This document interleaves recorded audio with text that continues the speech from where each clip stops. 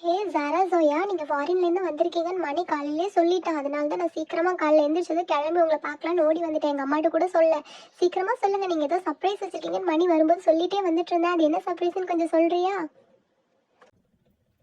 S Shivani, நான் ஏன் உங்களை வர சொன்னேன்னா, நான் ஃபாரின்லேருந்து கிளம்பும்போது மம்மியும் டேடியும் சொன்னாங்க ஃப்ரெண்ட்ஸ்க்காக ஏதாவது வாங்கிக்கோன்னு சொல்லி.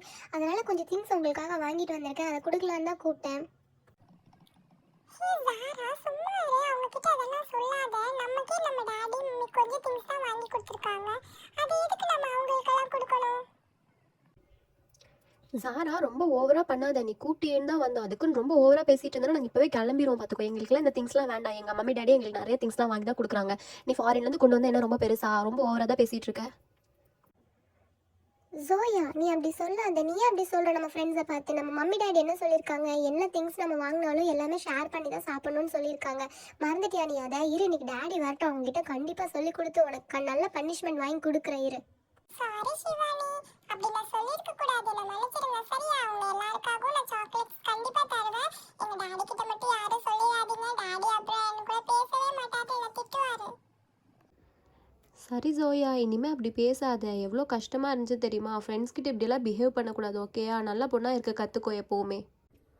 சரி, அதை விடுங்க. நீங்க ஃபாரின் போய் 2 இயர்ஸ் ஆச்சு. ஒரு நாள் கூட எங்களுக்காக ஒரு கால் கூட பண்ணவே இல்லையே. இவ்வளோ நாள் என்ன பண்ணிட்டு இருந்தீங்க? எங்க ஞாபகமே இல்லாம ரொம்ப ஜாலியா அங்க இருந்திருக்கீங்க இல்லையா?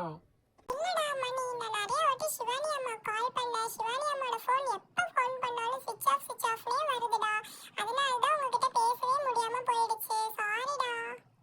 இல்லை ஜோயா, அம்மாவோட ஃபோன் உடஞ்சி போய் ரொம்ப நாள் ஆச்சு. அப்பாவும் புது ஃபோன் வாங்கியே கொடுக்க மாட்டாங்க. அம்மாவும் கேட்டுக்கிட்டே தான் இருக்காங்க. ஆனால் அப்பா புது ஃபோன் வாங்கி தர மாதிரியே தெரியல.